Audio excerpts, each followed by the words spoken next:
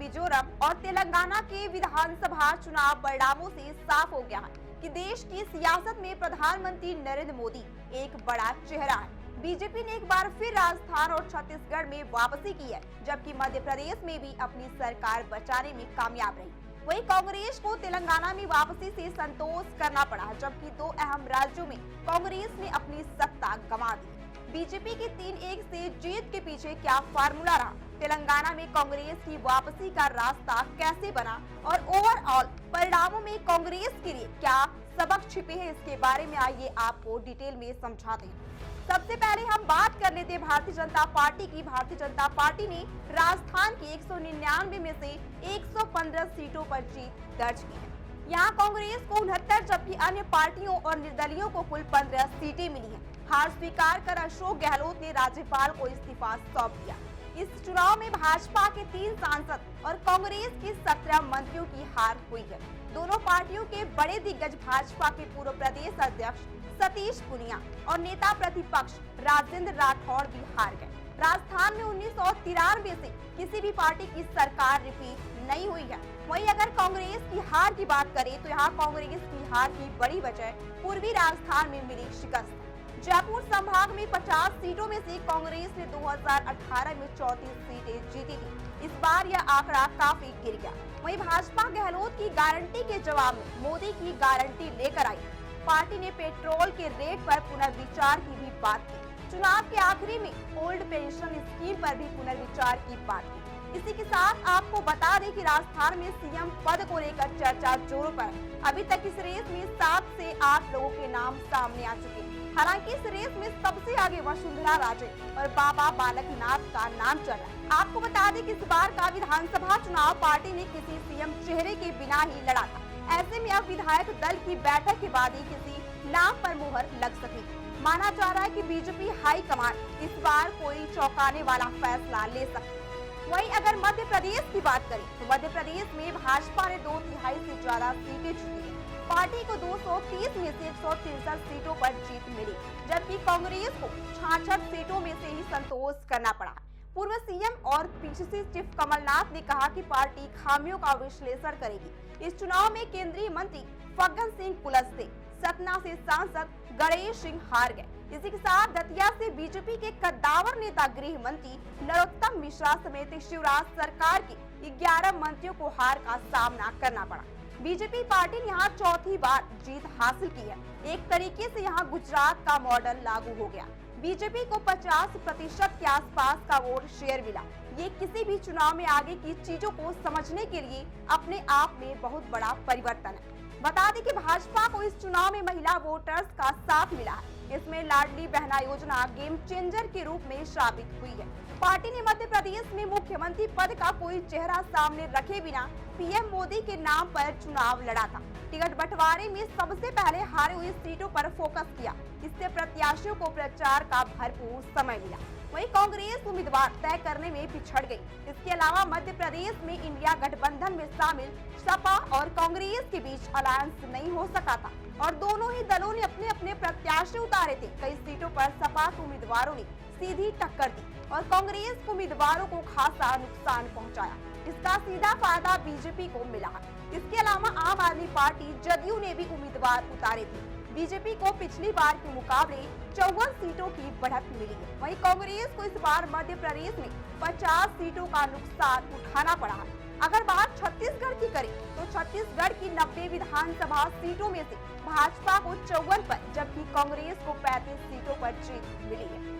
राज्य के पूर्व मुख्यमंत्री रमन सिंह ने कहा कि जनता ने कांग्रेस और सीएम भूपेश बघेल को खारिज कर दिया है। मुख्यमंत्री के लिए रमन सिंह के नाम की चर्चा है। हालांकि सूत्र बता रहे हैं कि संघ की तरफ से सीएम पद के लिए नया नाम आगे बढ़ाया गया है। छत्तीसगढ़ जिसके बारे में हम बात मानकर बैठे थे कि यहाँ भूपेश बघेल सत्ता बचा लेंगे, यहाँ बीजेपी ने देर से काम शुरू किया। यहाँ करप्शन के मुद्दे के कारण कांग्रेस को नुकसान पहुँचे है। यहाँ चुनाव से पहले मुख्यमंत्री भूपेश बघेल पर महादेव सट्टा ऐप से 508 करोड़ लेने के आरोप लगे। भाजपा ने पीएससी घोटाले को बड़ा मुद्दा बनाया। राज्य में बीजेपी का अटैक लगातार साम दाम दंड भेद के तौर पर बना रहा। इसी के साथ ही छत्तीसगढ़ कांग्रेस में कथित गुटबाजी और अंतर कलह देखने को मिली। सीएम भूपेश बघेल और डिप्टी सीएम टीएस सिंहदेव के बीच टकराव देखने को मिलता रहा।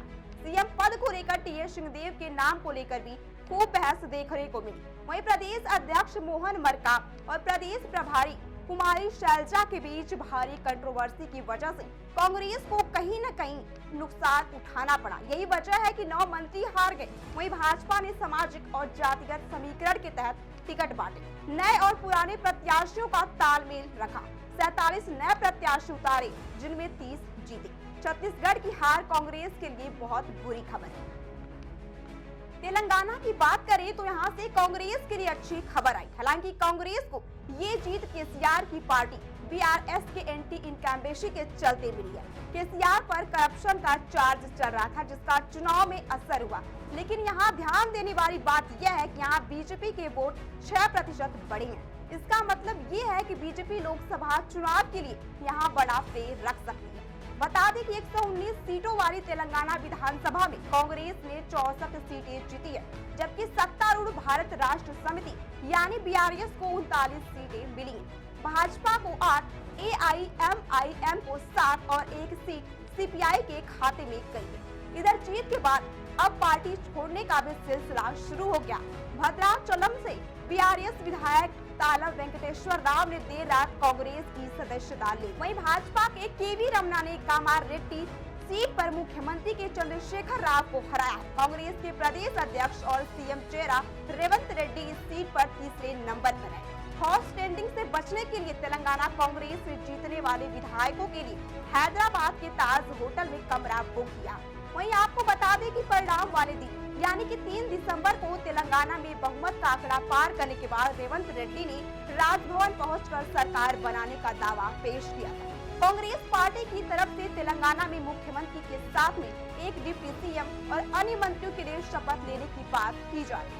वहीं अगर इन सभी राज्यों में बीजेपी और कांग्रेस के वोट शेयर की बात करें तो मध्य प्रदेश में भाजपा को करीब 49% और कांग्रेस को 40% मत मिले।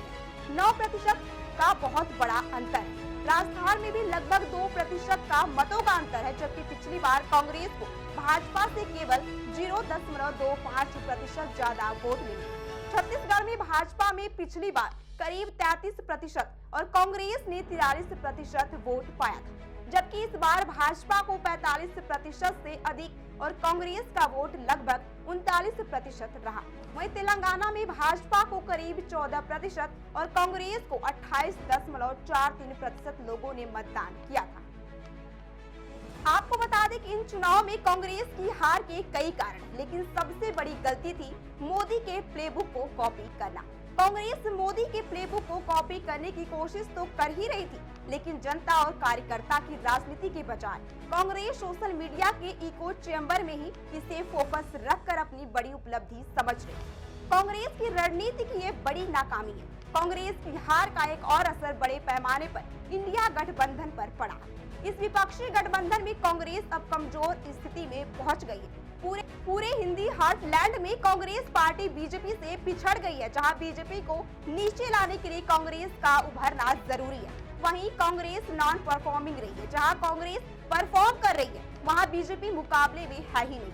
साउथ में कांग्रेस का गेम जरूर है, लेकिन इंडिया गठबंधन जो वर्क इन प्रोग्रेस में था, अब उसमें नई चुनौतियां भी आ जाएंगी। इसीलिए इस चुनाव का मैसेज बड़ा स्पष्ट है। 2024 के लिए बीजेपी की ताकत और मजबूत हुई है, उसे रोकना और बड़ा मुश्किल है। जो लोग लोकतंत्र में विश्वास करते हैं, उनकी बड़ी आशा थी कि कुछ राज्यों में बीजेपी को कांग्रेस चुनौती देगी, वहां कम से कम विपक्ष की सरकारें रहे। ऐसे में देश के लोकतंत्र में एक बैलेंस बना रहेगा। लोकतंत्र के लिए बुरी खबर ये है कि जिस विपक्ष को परफॉर्म करना चाहिए वो ऐसा न कर पा रही है। बुरी बात यह है कि विपक्ष लोकतंत्र के लिए कमजोर और फेल हो रही है। बीजेपी लगातार अपना गेम बढ़ाया जा रही है। चुनाव को जिस तरह से मीडिया कवर करता है, ओपिनियन पोल सामने आते हैं, उसमें ध्यान देने वाली बात यह है कि हर इस एनालिसिस को और नैरेटिव को बीजेपी हर बार गलत साबित करती आ रही है। ये कोई खुश होने वाली बात नहीं है। बीजेपी के समर्थक बीजेपी को बधाई दे सकते हैं, लेकिन इसमें चिंता की बात यह है कि विपक्ष खत्म हो रहा है। इन चुनावों से 2024 का रास्ता साफ है, लेकिन जाहिर तौर पर 2024 का लोकसभा चुनाव बोरिंग होने जा रहा है, क्योंकि बीजेपी को टक्कर देने वाली कोई पार्टी नहीं है। इन 4 राज्यों के चुनावी नतीजों के बाद देश के कुल 28 राज्यों और 2 केंद्र शासित प्रदेशों में से 16 में अब बीजेपी प्लस सरकार होगी। इनमें 12 राज्यों में बीजेपी अकेले अपने दम पर सत्ता में रहेगी, जबकि कांग्रेस महज 3 राज्यों तक सिमट गई है। गठबंधन के साथ कांग्रेस 5 राज्यों की सत्ता में बची है।